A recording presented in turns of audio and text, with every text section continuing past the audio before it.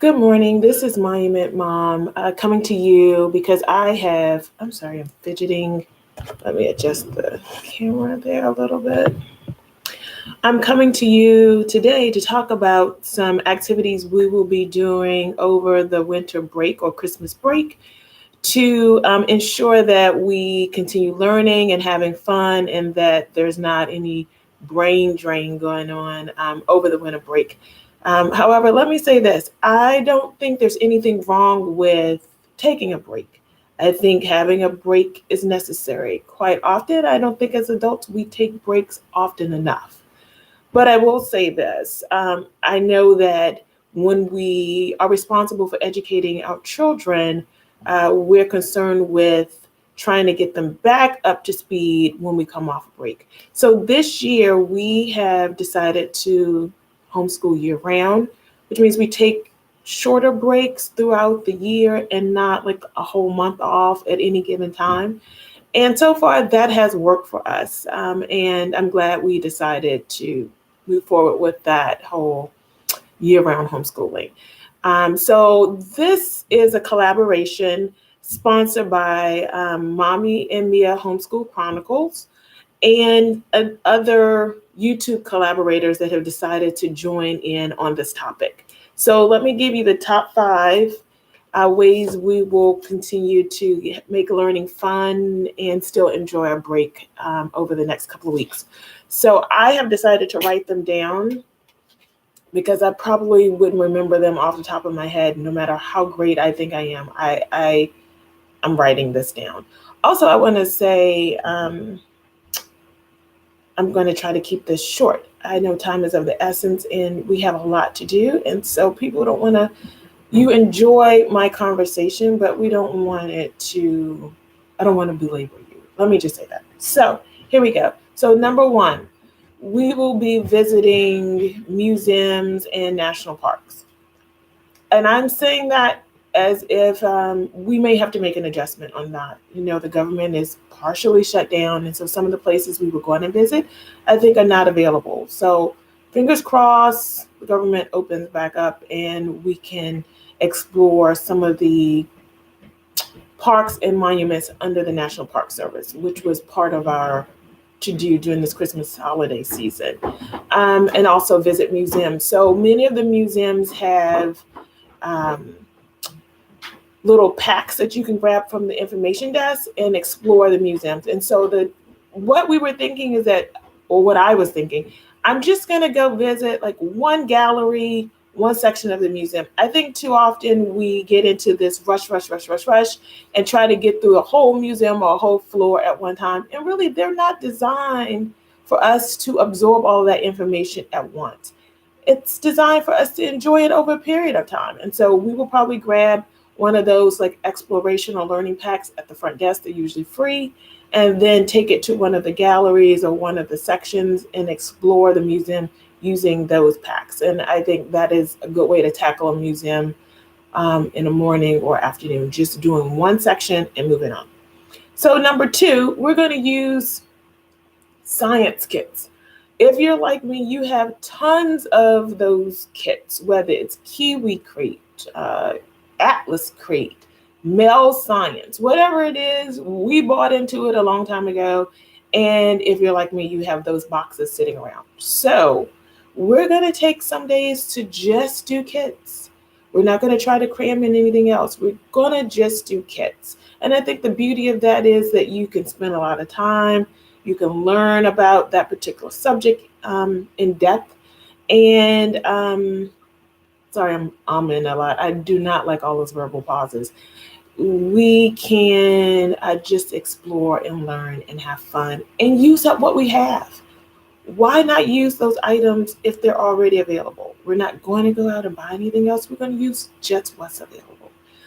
So I encourage you, pull out some of those kits, use what's available. And so that's what we will be doing. Number three, we are in the middle of reading a book. So we will continue to read the book. From that book, we have gathered that there are vocabulary words that we don't use or not even aware of and don't know the meaning of. So the book that I'm speaking of, right now we're in the middle of reading A Christmas Carol by Charles Dickens. And it's a classic book. Like many of you, you probably have experienced, like me, many of you have probably experienced that when you read these classic books, they are so rich with detail and words. I mean, tons of words that we don't even use today. And so we're picking this apart. We're reading it, we're talking about it, we're pulling out vocabulary words, we're talking about the time, the era, the time period in which this book was written. And then we're going to actually watch the movie. So that's the other part of this. So we're going to watch the movie and then do a compare and contrast. Now, I know that there was a Disney version of A Christmas Carol. My son did not like it. He thought it was very dark and gory, something about like the ghost. So I think I will find another version that's more appealing for his viewing, where I want him to enjoy it and not um, be afraid of the content. So we're going to do that. So one, visit museums. Two, use kits. And in our case, we're pulling out science kits, but in your house, it could be other kits. We're going to read the book and then watch the movie and do a compare and contrast.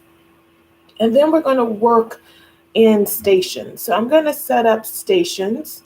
Two of my good friends on YouTube, and actually off of YouTube, so I shouldn't even say on YouTube, but two of my good friends, Tina, who is with Homeschooling and Oils, and Chantel with EnderCheck Academy, both have encouraged me to set up stations. These stations are placed throughout the house, and they encourage independent learning and exploration.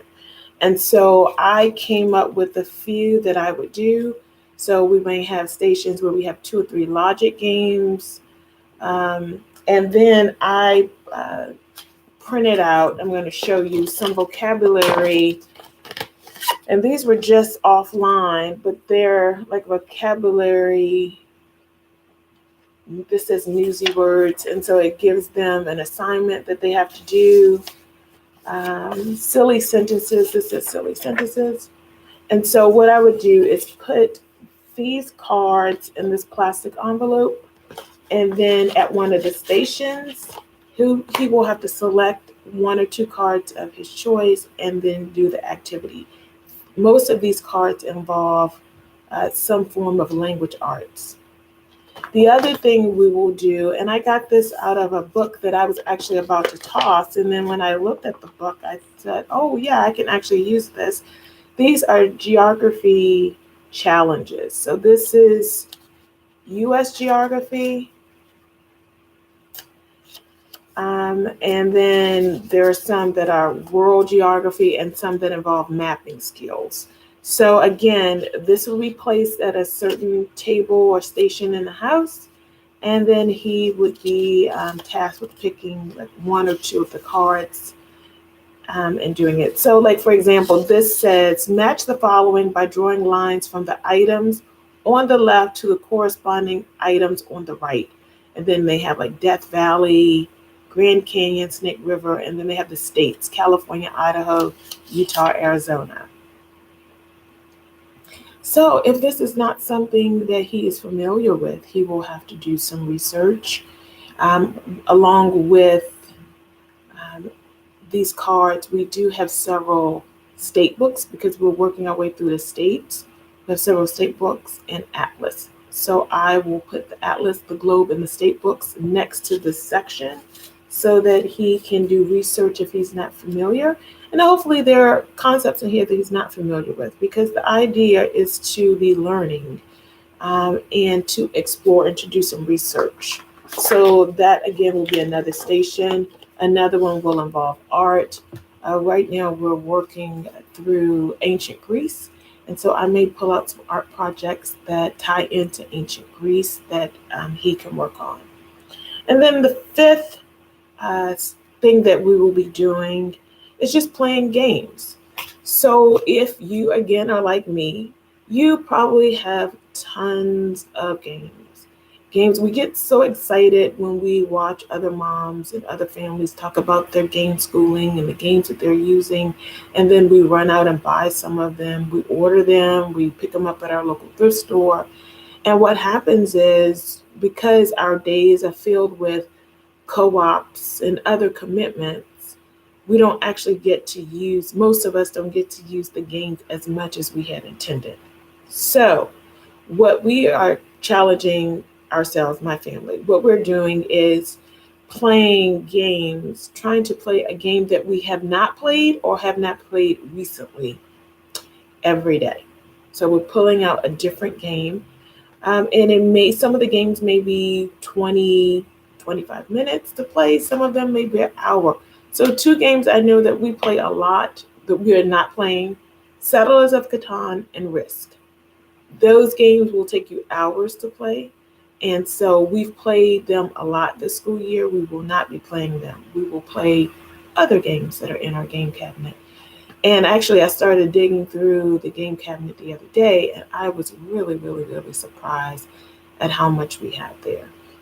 So with that, I hope that this has inspired you to pull out some of those kits and books and games and really make learning fun during your winter break. This will allow you to grow closer, but also just have that time where you're not rushing to go off to co-op or to finish any type of school assignments. You're just enjoying this time while you are learning.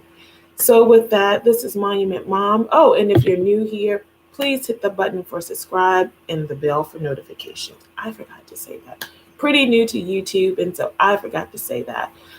But again, I hope you're inspired, and I hope that you are enjoying, I've been saying this at the end of some of my other videos, you are enjoying this season. Again, there is a real reason for the season, and it is not to stress out about whether or not you have the perfect Pinterest house, the wonderful Christmas tree, or if you're giving the most expensive gift. That is not the reason for the season. And so I hope that you find rest and peace in knowing the real reason for the season and really enjoying time with your friends and family. With that, peace and blessings, and I wish you a great day. Bye.